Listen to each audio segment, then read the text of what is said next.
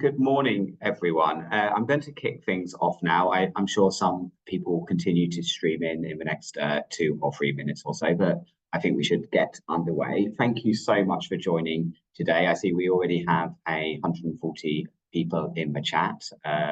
So thanks for joining and joining us for our first webinar, which discusses the future of social care under the new Labour government. Our focus will be on the new landscape that we find ourselves in, and I am delighted to be joined by a truly expert panel who will be sharing their views on what the changing government may mean for the independent sector and how providers may seek to kind of navigate some of those changes. I will introduce our panel momentarily, but first, some of the usual housekeeping. So firstly, for anyone listening in, we are operating under Chatham House rules. This means that whilst people are joining the webinar are free to report back on the themes of the event, we would of course ask that you please do not attribute any comments to specific participants. Now, if you would like to quote any of the participants directly, please either do get in touch with them directly, or you can come to LaingBuisson and we'll happily facilitate that to see if it's possible to provide a direct quote on any of the matters spoken to today. So the webinar is scheduled for an hour. I will begin by asking our panelists some specific questions, but I also want to make sure that we reflect the key areas for yourselves. I know that some of you have submitted questions in advance, but there's also the opportunity to use the Q&A function to submit a question or a comment in the chat. The level of interest has been such that we may not be able to get through every question individually, and in that case, what I'll try to do is group some of the questions together in broader themes, so we do cover as much ground as possible that is relevant for you. But without further ado, I'd like to introduce our panel. I'm extremely pleased to be joined today by Nathan Jones, the Senior Policy and External Affairs Lead at the National Care Forum, Sanjeev, Kaushal, Executive Director for Care and Quality at Home Instead UK, and James Tugendhat, the CEO of HC1. I will be asking each of our panelists to introduce themselves briefly when coming to them with a question, but I can say that between them there is a wealth of experience covering all corners of the social care spectrum. And I'm delighted that we have both representatives from the care home and the care at home provider sectors, alongside the National Care Forum, who have been representing the not-for-profit sector at the national level for, I think, nearly 30 years now. My role today is very much just to set the scene and to give our panelists as much time as possible to answer the questions available. But before we get going, let's just see where we're at. The general election caused a complete shift in the political landscape. After 14, I think what we can say, often turbulent years, the Conservative Party is no longer in power, and the UK will be looking ahead to a Labour government under the direction of Keir Starmer for what we can presume will be at least 5 years. I think it's a shift that everyone has been expecting, but perhaps the scale of a Labour victory may have still caught some people by surprise, with a majority of over 170, aided by a complete collapse in the Conservative vote. Labour does have relative freedom in pursuing its manifesto pledges and setting the agenda it wishes to for the next 5 years. I say relative freedom because it is relative, because we can't ignore the wider fiscal context that the Labour Party will be operating in, and that will act as a constraint on what the Labour Party might have hoped to achieve in other circumstances. Keir Starmer, I think it's fair to say, has cleaved closely to the line that he wants this to be a slow and steady premiership, perhaps pushing back from some of the left on the party, which saw the large majority as an opportunity to perhaps produce more radical reforms. Within health and social care itself, we've seen Wes Streeting appointed as Secretary of State, which I don't think was a surprise to anyone. And as somebody who works across both health and social care, my impression, I think perhaps shared by others, is that this is a Secretary of State that has currently focused a lot more on the health than the social care side of the portfolio. And if we look at the King's speech, that really only reinforced the idea that social care is unlikely to be at the top of the action list at the start of Labour's term of office. However, There have been proposals which will certainly impact on the sector, and we will talk a bit more about those in the questions, I'm sure. The the employees' rights bill, I think, will have a clear impact.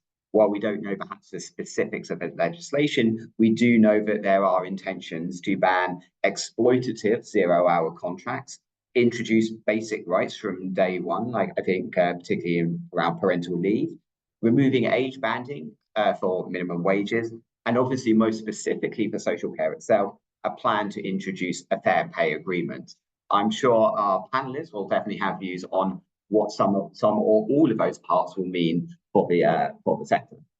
The manifesto itself has some broader pledges, nothing too specific, nothing set out in the King's Speech, but talking about the National Care Service, they talk about national standards and consistency of care.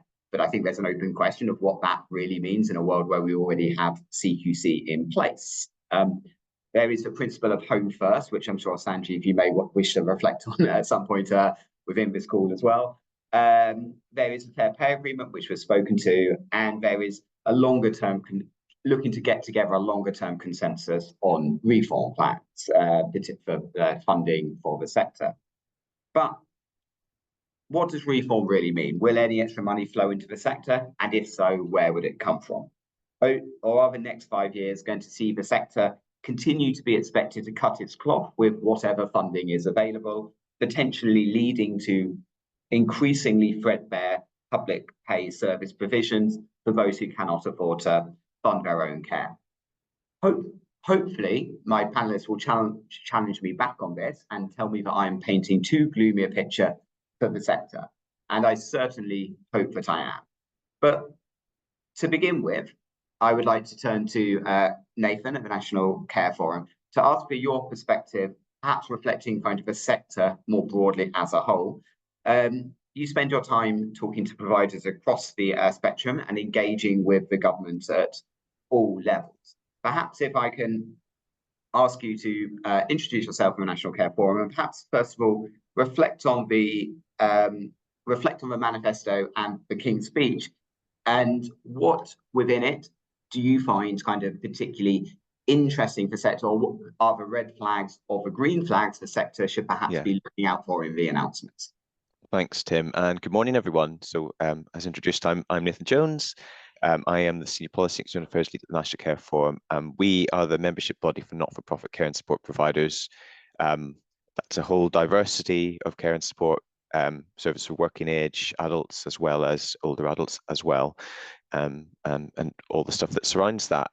So I think our kind of view of the new government is tempered optimism, I think is perhaps the way that we would phrase it at the moment. I think one of our concerns has been both what was in Labour's manifesto and what we've seen in the King's Speech yesterday is the lack of detail and sort of firm commitment being set out on wider social care reform. And part of that, I think, on reflection, is because Labour's concerned about it being turned into political football, and they're concerned about the funding implications it brings when they're trying to present themselves as very fiscally responsible. And in the King's Speech yesterday, there's actually a bill, a budget responsibility bill that sort of sets out their commitment to be fiscally responsible and not make unfunded pledges. So that maybe just sets the tone for, are we going to see funding? And I know we'll probably come back to that in the discussions. In terms of some of the detail of social care, and perhaps we're reading too much into this, but we do have the explicit sort of outline commitments in the manifesto of a national care service and fair pay agreements for social care. Yesterday's King's Speech saw the fair pay agreements mentioned again as part of the employment rights legislation, but no mention of national care service or anything else. We saw some rumblings over the weekend about a royal commission being set up to look at social care, which might be welcome if it doesn't kick it into the long grass for another couple of years. That would be our concern. So we're kind of at this crossroads where there's lots of like rumblings and murmurings about the new government being prepared to do something on social care, but we're not quite sure how much of that is actual commitment and getting ready to do stuff, or is it another attempt to push something back? And I think we're kind of at that point of working out what's going on. I think what I would say, which has been quite interesting, is that social care is cropping up in different policy areas. And I wonder whether Labour's approach is actually to try and take the politics out of it, to see it through different lenses. So for instance, the Employment Rights Bill, workers' rights, we have fair pay agreements within that, a new deal for workers, a new deal for care workers being the thing Labour wants to lead with. I'll post this link in the chat later, but that Employment Rights Bill essentially implements a policy document Labour published at the start of the general election period called Labour's Plan to Make Work Pay. And essentially everything in that, day one rights for workers, fair pay agreements, you will see stuff about that is relevant to social care within that. Similarly, there's a skills bill within the King's Speech, and it's also mentioned in the manifesto, which talks about the need to upskill low pay sectors and sectors that are reliant upon overseas recruitment, and it singles out social care as part of that.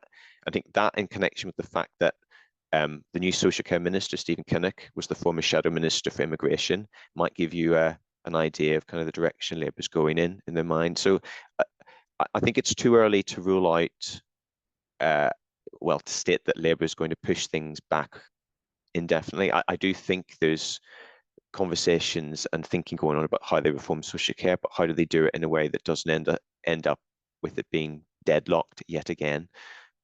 So cautious optimism. We need to see more detail, and the government does need to realise that funding is going to be part of the solution. So I'll leave it there for the moment. But Tim, any other follow-ups to that?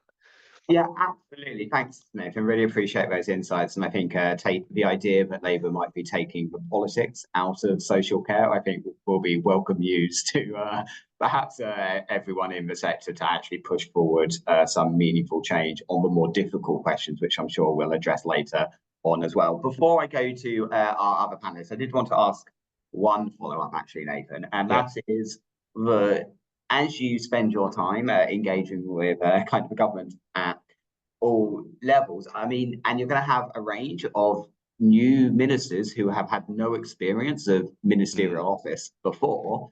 What for you, if you could get in front of Stephen Kinnock today, what would you as the National Care Forum or for the sector as a whole be wanting to put in front of him? Your top 2 or 3 big things you want him to take away? Yeah, so I guess maybe let's say top 3. I think sort of top of the list is, work with us, work with the sector, work with sector organisations, work with the providers, work with the people drawing upon care and support, and actually let's have the conversations about what is the care and support people want in the future, and let's work towards a vision where people actually understand what social care is, and have a stake in it. And I think that would do a lot to help with the national debate, which always gets stuck on catastrophic costs or deal not caps. I think secondly, then that sort of leads the groundwork to talk about workforce reform. So yes, we've got longer term commitment to fair pay agreement, national care service, great, realise that's going to take time to develop, but actually there's things that we can do now and start doing with the sector, and I think we'll come back to this, but this morning Skills for Care published a workforce strategy. It's worked in collaboration with many sector organisations to try and give the government a springboard on which to actually start some of this stuff. And I think that's really helpful because it shows the sector's coming together, unified voice, and wants to really get on with it. And I think the third thing is social care is an integral part of any industrial strategy or any means to unlock economic growth. Has a bigger workforce than the NHS. In many local areas, it's the biggest employer. It enables people who might be unpaid carers or people with disabilities to go back into work if they want to. And it empowers communities. It's the very opposite of the drain on the state that I think it's been depicted as. So we need to have that positive vision and story told about care. So I think that's what I would want to get in front of them. Wonderful, thank you so much. Okay, and I think that's a great way of kind of setting that kind of broader scene. And now perhaps we can drill down into some of those specific provider areas. Sanjeev, I'm going to come over to you first. Thank you so much for joining us today. As the Director of Care and Quality for Homestead UK, Labour's manifesto pledge, which mentions this kind of principle of home first, must sound like music to the ears of a domiciliary care of care at home provider.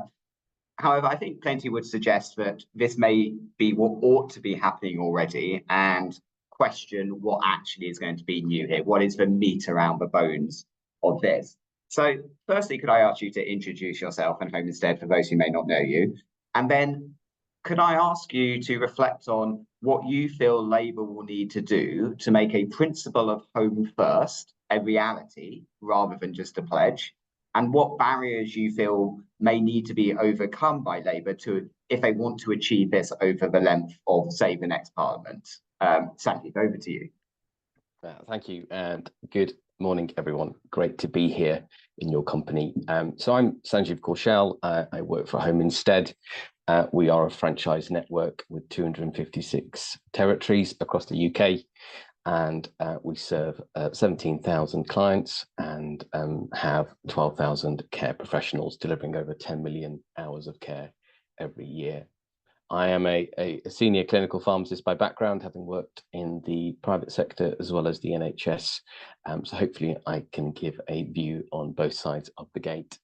So I think our response on behalf of, I guess, the home care sector is it's a welcome response. The intention of Home First is well received and has been talked about for a number of years.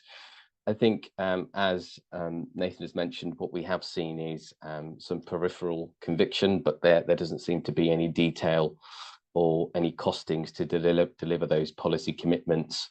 I think I just want to take a step back, if that's okay, Tim, because I think we need to probably just think about ageism and age more societally. We recently commissioned a survey. It's only a couple of days old, surveying over 1,000 people across all demographics, all age ranges, and I think we have a real challenge in understanding what the end user would really like from any political policy. The policy is the vehicle, but you must start with the end in mind in having a deep appreciation of what people want as they get older. And I think some of the stats that we've gleaned from that survey, which is available on our website if people want to see that, is that as you age, people feel like they are being cancelled. They feel they become invisible, and therefore then creates a sense of isolation and loneliness. And people do want to have a very full and enriched life, and they want to be physically active, and they want to have normal relationships that sometimes we may stereotype as not being possible as you age.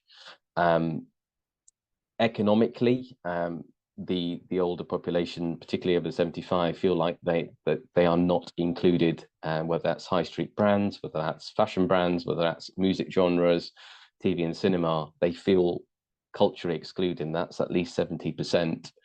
I think the more poignant point relating to all home care providers is 1 in 2 do feel that the home is underutilized compared to hospitals, where naturally seems to be this reflex that hospital is the best place, when actually it's difficult to navigate social care. The solutions may not be abundant, or they may not be fully costed, and therefore people do end up in hospitals unnecessarily. And we all recognize that's a very expensive point of care for everyone.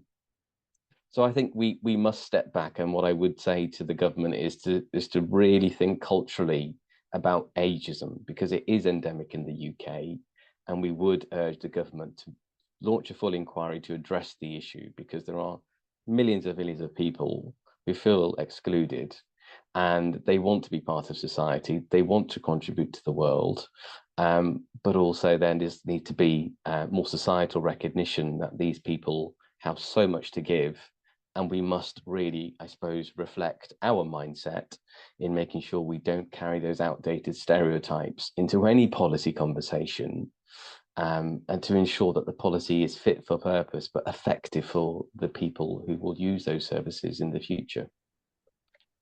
Sanjeev, thank you so much. A really excellent sort of reflection there, and a good kind of sort of reminder of the broader context which we need to be thinking about the challenges within, and also the fact that how you make them kind of person-centered and recognize what's meaningful to them. And I'm sure some of those things will come back up later in further questions.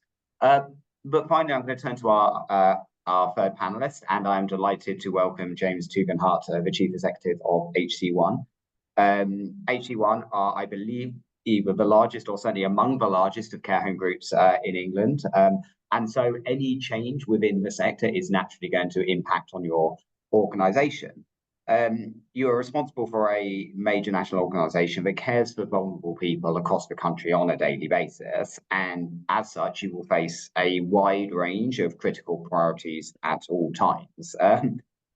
Given that sort of slight lack of emphasis perhaps on social care compared to other priorities in the manifesto, I wonder if the audience are perhaps interested in the reality of how politics and policy and the election has impacted your thinking on the day-to-day level.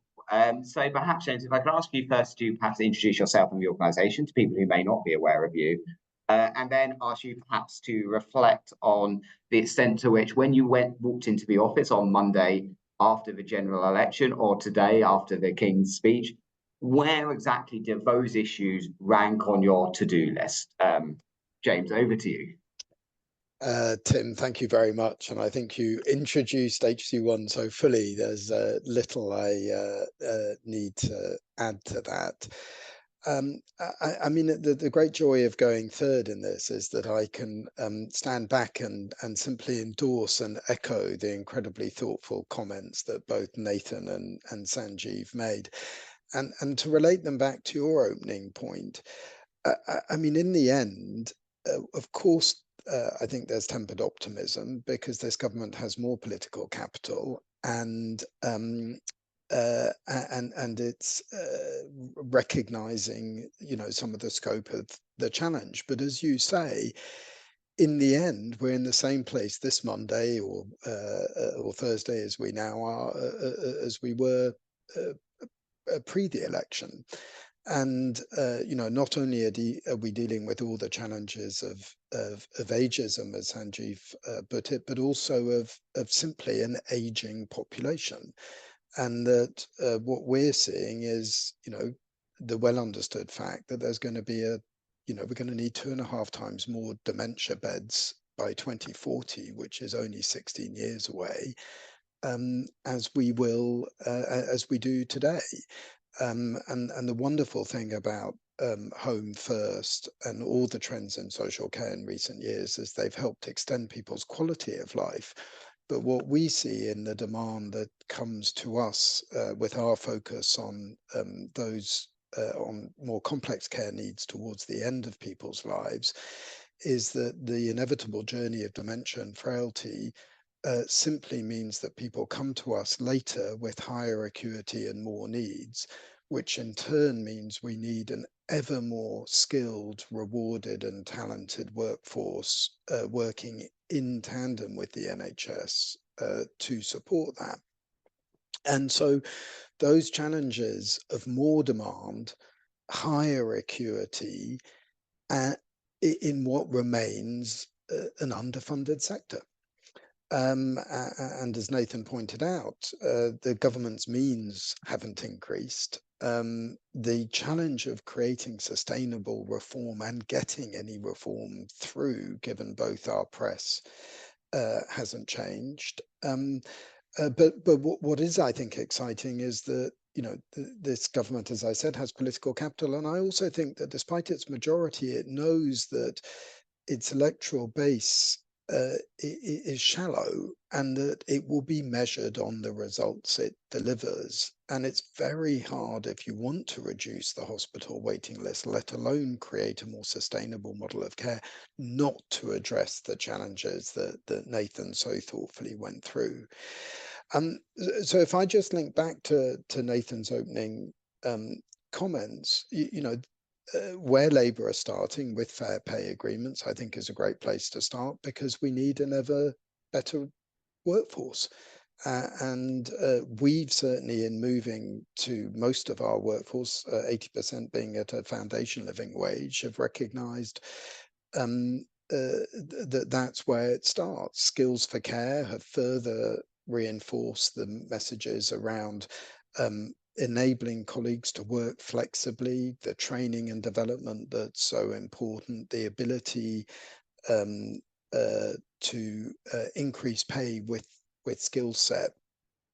At the same time, we're going to, there are real opportunities to bring more capital into the sector, and I think what was great about Nathan's opening was that he talked about some of the opportunity. We support, we have the biggest workforce at 1.5 million people. This is an engine for economic growth. You can have trickle up economics with a well-rewarded workforce, as I think this government recognise. And equally, with constrained means, we can leverage all providers, whether for-profit, not-for-profit, state or private, to bring more capital to deploy against building more settings in the areas that we most need them to meet the growing acuity and to provide that leverage to the NHS. I think you're on mute, Tim. You're on mute, Tim. Oh, apologies. Failing in my chairing duties, failing to find the mute button. But James, thank you so much for those reflections and bringing the conversation back to some of those points that Nathan made at the opening. I'm sure we'll jump into workforce in just a moment. But first, I just want to kind of pick up the point that Tony, or the question Tony made in the chat, and maybe come to you, Nathan, just to reflect on this one. Yes. Tony asked, were you as disappointed as I was to hear that West Streeting post-election speak completely failed to mention social care? Does this set the real tone going forwards? And I think, I guess, perhaps if I just reframe that just slightly, just is it about disappointment, or were you surprised it wasn't mentioned? And just your reflections on that from perhaps the political and the narrative perspective. Not surprised in the slightest, have to be honest. Listening to Streeting before the election and kind of the stuff that he's been saying, it is worth saying that in a speech or an interview to the, I can never remember the name of the organisation, Tony Blair Institute, he did talk about social care in passing as an engine of economic growth alongside the NHS. I think the thinking from Streeting and his team is sort of to think of things in terms of prevention and early intervention. So the kind of the ministerial team that's been appointed at DHSC and the remit of the new Minister for Care, Stephen Kinnock, kind of combines all the community health, primary care and social care stuff in the same remit. So it makes me think they're thinking about how do they approach reform from that point of view. But you're right, I would love to see a bit more actually stated in speeches and in commitments, because that's what we need to hear. And we haven't really heard that. Absolutely. And if I just build on that slightly, I would say, sure, I was disappointed. I wouldn't say I was surprised. And the reason for that is, in part of my past lives, doing sort of campaign writing and messaging, is that you only have limited time in front of the press, and they are only going to pick up one or two key messages. And the focus of this Labour government is on resolving the waiting list and so. And if you resolve the waiting list, that ties into some of the issues, as James alluded to, on the social care side. So it's kind of what you get in front of the press informs a lot of what goes into those speeches. And if I'll just come back on something there. I think one of the key issues that we have is that politicians are convinced that social care doesn't resonate with the public. And it's that story that we need to change as it becomes that politically relevant thing, hopefully in a helpful way. And you can see the background, hopefully you can see the background around me. Something we've been encouraging our members to do has been to engage with their new MPs, both as providers but also as the people working for them and the people drawing upon care and support, to actually make it relevant and make it that important issue. And I think hopefully that will start to filter into what politicians say as well. Right. Fantastic. So, and James, please come in. Yeah, no. If I could just add, I mean, of course, we would all like to see social care front and center. Those of us who work in it know just how important what we do is. but what we really need is a government intent on reforming the sector and enabling it to meet the all the challenges of an aging population.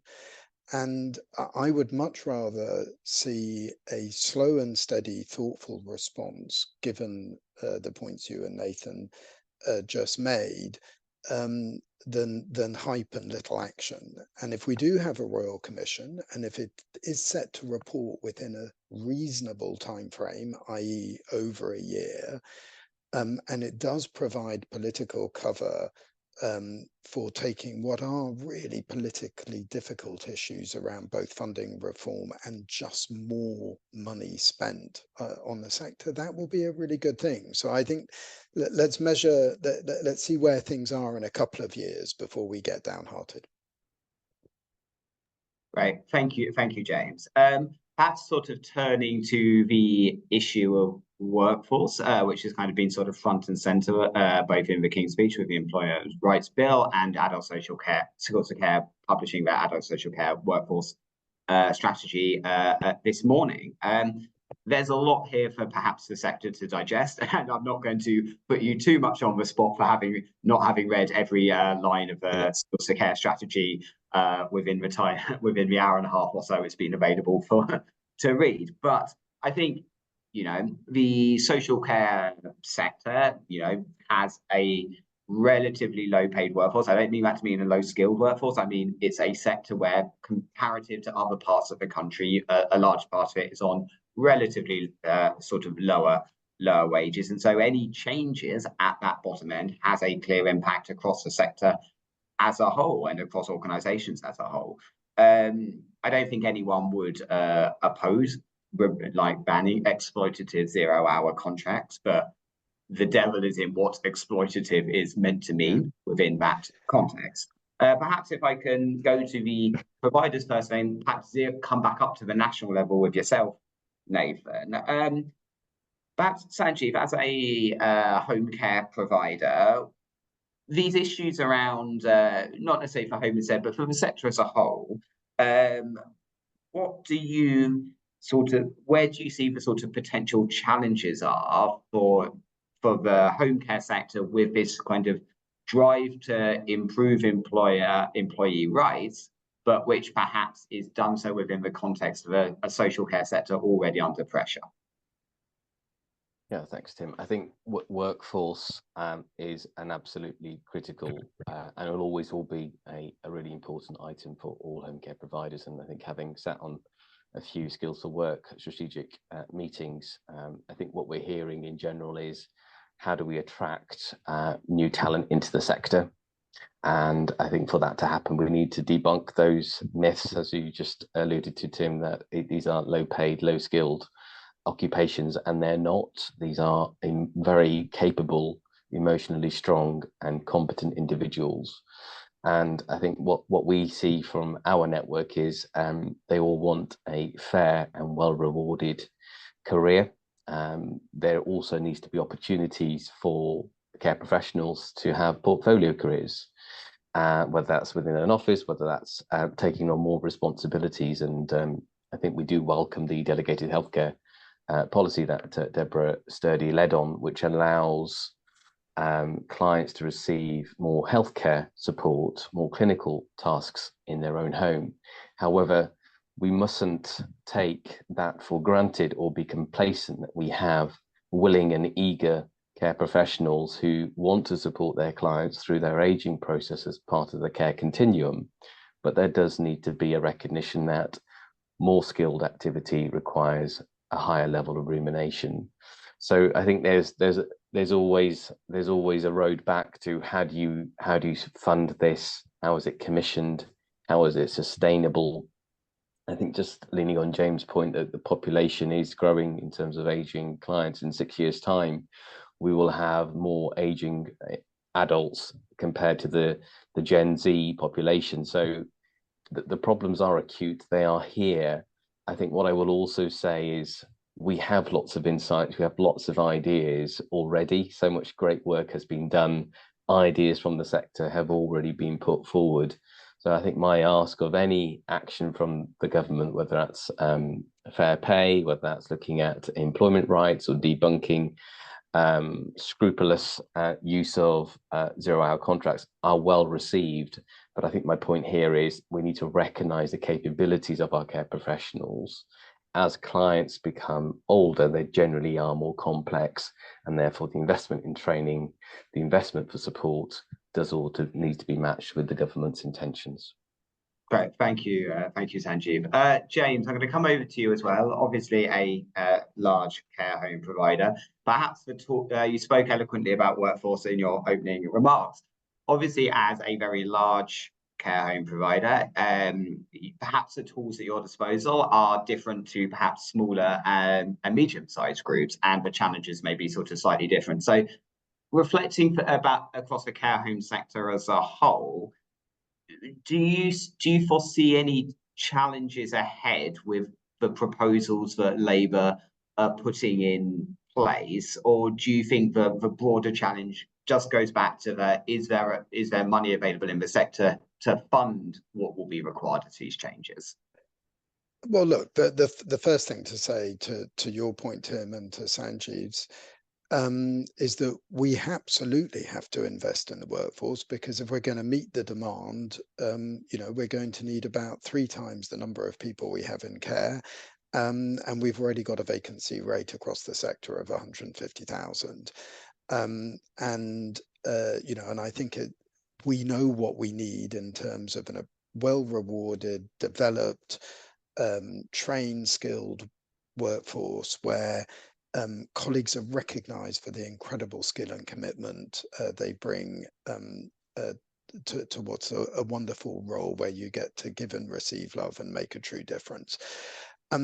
So then it really comes down to the funding of it, and this is a very low margin provision model. And will the sector collapse if funding's not provided for fair pay agreements, and you further squeeze the profitability of providers?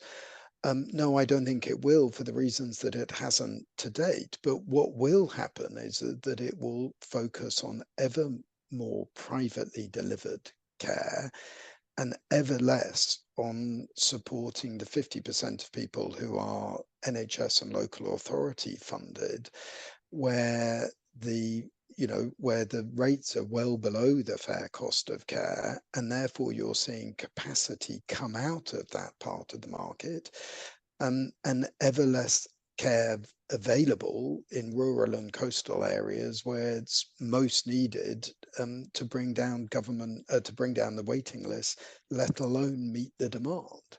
So I think you'll just end up in a sort of terrible loop of less provision where it's needed most and where social justice requires it. And so really the opportunity is to do both, to create high quality jobs, to fund it appropriately, to relieve pressure on the NHS, which will reduce the overall cost to the system, and going right back to where we started, create more great jobs, which is at the heart of Starmerism. Wonderful. Thank you, James. I'm going to come to you now, Nathan, because obviously a large part of what may be interesting but challenging sits in this idea of a fair pay agreement. Now, no one's going to push back against the concept of fair pay. I think that's to say, but of course, the devil is in the detail of what's actually meant by that. And I think the most interesting thing perhaps for people on the call will be, well, how are we going to achieve a fair pay agreement in a sector which is very fragmented? You have large operators, you have small and medium-sized operators, you have mum and pop style care homes, you have home care and care at home and care home style provision to think about. Now, we know that bargaining agreements and stuff work in other countries and in certain different ways. How do you see a fair pay agreement coming together, and what might we practically be able to expect here? Yeah, so I think this is the key question, because there is no detail in anything Labour set out so far. They've just used the term fair pay agreement everywhere. From our understanding, the idea that the model that kind of they've looked at is a model that was introduced in New Zealand, and sort of the idea behind it is it's sort of a targeted sectoral collective agreement, so it's collective bargaining between trade unions, employers, with the government sort of involved in it, and it being binding. And so there's a question on, is that just CQC regulated providers? Is it the unregulated bits of the sector? Is it different in home care versus care homes versus, and these are questions we're going to have to consider. And we're certainly going to need to look at the other bits of the United Kingdom as well. Scotland, I'm thinking in particular, where there's an element of negotiation and whatnot already happening. I think, like, I don't have an answer to like what's the best way to do this, and I think this is the thing where we all need to be working together. And I think social care is one of these sectors that's very interesting, where I think many of the trade unions and the employers are on the same side here, wanting to ensure that the pay of staff and the pay terms and conditions in terms of advancing a career, and the differentials between higher grades are better as well. And it's going to take some. I think this is not something that's going to be implemented in a year. This is something that's going to take some time. And so there's a question mark for me, like what are the immediate things a government can be doing now, rather than waiting for the perfect policy to be developed. And there's a useful segue into the fact that this morning the Nuffield Trust and the Health Foundation published a very useful report on 5 policy options to improve care worker pay in England across all diversity of different types of care and support. And they suggested stuff as recurrent or one-off bonus payments, sector minimum wages, sector pay scales, minimum wage enforcement, higher economy-wide minimum wages. I'll post that link in the chat, but that might be, rather than me going through all of them, I think alongside the process of working out how a fair pay agreement works, the government needs to start immediately looking at those different options and seeing what they can do to improve the state of things as they are. And the last thing I'll say on that point, the Skills for Care strategy that's been published today also updates some of their figures, and the vacancy rate is actually improved to about 131,000, still more, about 3 times the level of other sectors. But that improvement's been driven mainly by overseas recruitment, even despite a lot of the restrictions put in place by the previous government. So we really do need to be grappling,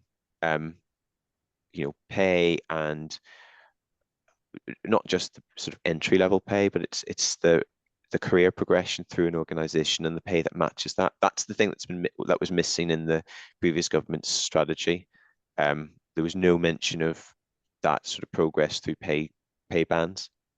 Right. Nathan, thank you. And conscious of time, I know that James and Sanjeev could have plenty more to say on this issue, but just keeping an eye on the Q&As. And I think looking at what's kind of coming up there, I think there are 2 kind of sort of separate things I want to make sure that we touch on. The first is clearly the fiscal context and the funding environment for all of this, because a lot of this change costs money. But the other interesting one, which has come up from a number of contributors, is the sort of the dynamics between the NHS and local government, or healthcare and social care, if you wanted to think of it in those terms, and the barriers and the lack of join up, which is causing challenges within the sector. We know, of course, delayed discharge, it continues to be an issue.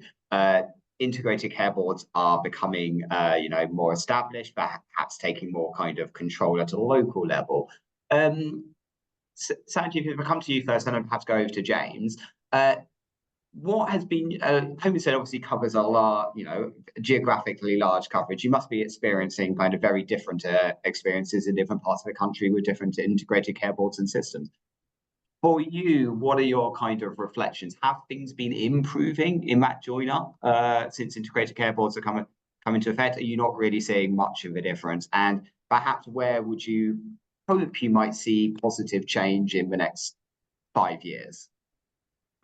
Yeah, thank you, Tim. I think this is I think a high level view, but I think we all know that it's been a minority experience across all ICBs and ICSs to have a representative or representing social care, for example. It is a minority, not having a seat at the table does prove challenging. And if you look at the statute of how the ICBs are actually governed, you can be invited to speak and give a view, but I think what we've heard locally, certainly from our leaders, is that it's difficult to get a conversation, it's difficult to be heard, and unfortunately, in the main, there is a funding envelope, and they have to honour that. They cut their fabric accordingly. We definitely want to be part of the solution, both with other providers, but also with the NHS. I think not so long ago, we ran a survey looking at the capacity in our offices, but also looking at local A&E waiting times, looking at discharge, KPI failures, and that there just is this disconnect where there is no willingness to work with other providers who have capacity, which can release bed capacity, vital and expensive bed capacity. And the Home Care Association has done a great piece of work. If people want to read a little bit further, I think those are our issues. What really needs to happen, I guess, is parity of esteem. We've already heard, I think, from one of the attendees talking about, we talk health and social care, but they are still very devolved budgets. Never shall they meet, and that's where the issues become. The NHS is a political potato, and that's what its maternal instinct becomes politically really resonating when it comes to political parties, but social care is absolutely the backbone that does need to have a seat at the table, does need to have a protected budget. And I think what Labour have always said is that everything they do will be fully costed. I think we're all a little bit sick of hearing that statement, but I think what I will do is give them a level of optimism that the budget is coming, and they'll have time to look at the government purse, and then we can make a decision if that is viable or not. Right, fantastic. James, over to yourself. Yeah. I'll try not to repeat, and but would want to underline every point Sanjeev made. And Paul Corrigan, who's now at the heart of all of this, was talking about there being no appetite for major structural reform. And I think it is, in Sanjeev's words, about parity of esteem. We won't solve this with sort of integration through reorganization, but through actually ICBs doing what they were set out to do, and working more closely with local authorities. In the same way, I think what's right about a national care service is around setting standards, not trying to deliver local application, because local authorities are still where a lot of the commissioning skills are. They are at their best very good at market making. Social care and health needs converge, but are not the same. And so I think it is about how we make the existing structures really work in coordination, and not spending a lot of time on structural reform. And the main thing is, in the end, what we see working with 100 odd local authorities up and down the country across the 3 nations of Great Britain, is that the best funded local authorities with the most means tend to have the most commissioning skills and tend to be most focused on the most thoughtful market making. And so I think there is an opportunity for both some smoothing out from a national point of view of where resources happen. And I think the best thing in the short term that could happen is local authorities just getting more money. What might happen in an early budget, and what the opportunities are for opening up local taxation or the ability to raise the precept and spend more. I think that would just be a good place to start. But lastly, I just wanted to come back to a point made right at the beginning. The key is how we just work all this together. Because the opportunity is in effective implementation, and the best implementation is when we're all around the table together. Great, fantastic. And I think that as we sort of head up towards the hour, I think many of our panelists, participants would not be happy if we didn't touch on the thorny subject of funding reform and money. And you sort of pointed out, James, in the short term, what would be beneficial for sort of everything was to have a bit more money coming into the sector. Now, funding reform, it doesn't look to be on the table in the next 5 years. It's a practical piece of implementation. I think perhaps from the outside, it looks like best case scenario is they are going to lay clear plans for funding reform, which takes us perhaps into the next parliament. And there's a question in the chat about the Royal Commission. Now, we had DealNot back in 2012, the initial incarnation of DealNot, and it's kind of stuck with us for the last 10 years. There was hope for a while under Boris Johnson, but maybe elements of funding reform will get implemented around the kind of threshold levels, and then they kind of sort of died out again in all the sort of relative issues of the last government. So I guess a question and I'll come to each of you for your views on this is: does anyone expect any significant funding reform within the next 5 years? And assuming that your answers are probably going to be no, maybe tell me if I'm wrong, what you would hope or what you expect to see going into the next set of manifestos in 5 years' time? Like, what is the timeline we can hope for, the type of funding reform which may significantly change how the social care sector might be funded and therefore operate? It's a very big question. I apologize for that. People have been trying to tackle it for over 20 years. Nathan, I will come to you first. So a few thoughts, and there were a few questions in the chat as well about the October 2025 deadline and the commitments kind of made in the media rather than the manifesto before the election. Labour, if they think they can just allow the legislation to come into place, it's just not going to work from my point of view. Local authorities haven't got the capacity to do all the stuff they need to implement it, and don't have the money either because it's been spent and used for other things. So there's a question about what Labour is going to do when they come to announce any budgets or policy, I think in September. I think partly what's happening, and I think this was made clear in some of the interviews that Starmer gave before the election, but also in the Fabian Society report on the National Care Services, that, and I think Labour is looking at that carefully, is that they are envisaging a 10-year plus view of reform, and some of the really entrenched deep questions about funding and charging reforms and that sort of stuff will build on what's already been there, what's already been built by the previous government, and build on the ICSs as well. But it's going to take a significant amount of time to do it, which is why I think we're starting to hear the ideas about a Royal Commission being floated. And I think, from our point of view, if the Royal Commission is being used to simply delay something and not get on with something, I don't think we'd be particularly happy. But if it's used alongside other things that can happen at the same time, then perhaps we'll find a way forward that brings all parties together and people involved. The kind of mood music we're getting from Labour is very much, we're not going to do anything that would mean sort of extra funding commitments unless there's growth in the economy, and I don't really see that changing. The only thing I would add to that is that Wes Drayton had been very clear that before the election that he wanted to have a look at where money that's assigned to the NHS goes and have a think about how much more of it could go to the community. And I would include social care in that. So I think there's something about the way in which existing resources are used and whether there's better ways of doing it. And I think that also applies to the way in which local government is funded. So having social care being funded from both council tax and various national grants makes absolutely no sense. There needs to be a bit of rationalisation going on there as well. I'll leave it there so let others jump in.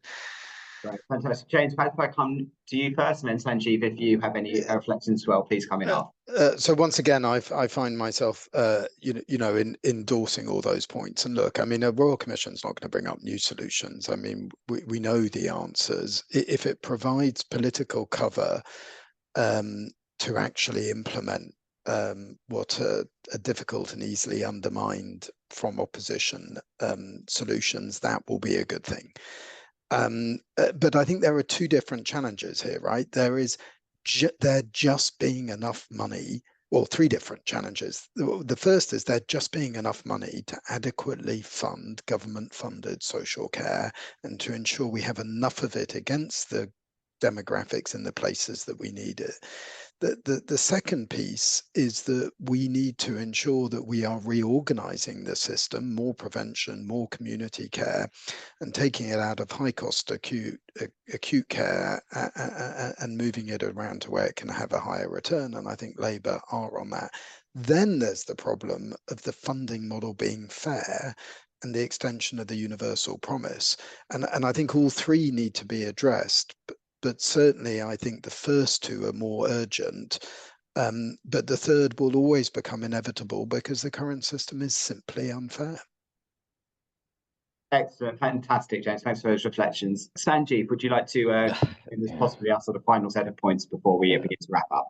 I think all of the above is great, but I think what I will just I suppose zoom in on is if we look at our nation's policy on preventative health, public health, and you compare it to other nations internationally or across Europe, that there is some work to be done because prevention is better than cure. So I would like to see some form of attention as well as investment to making sure people are well managed, and there is also effective condition management in the home, in the community before they actually become really unwell.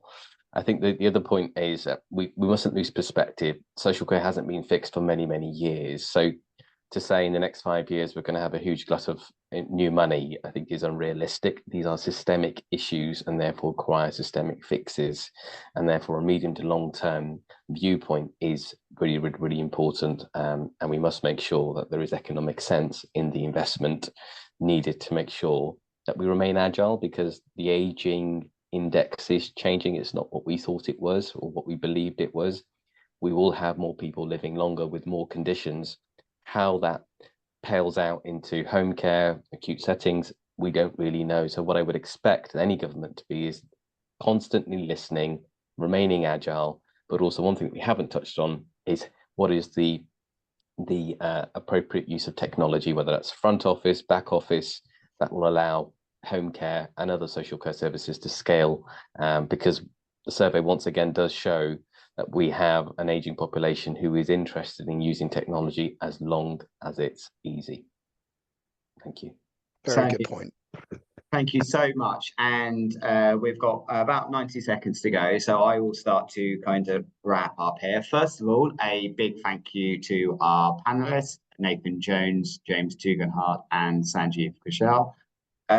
Just some very sort of minor reflections. We heard a lot about the need for sort of perhaps adult government medium to long-term solutions for the difficult problems, but also the need to introduce near-term, short-term solutions for some of those really pressing matters, and a really clear message, I think, from all of our panelists that the sector has ideas, and if you talk to the sector, they will help you work on the solutions, because everyone understands that this is an area that we need to improve on.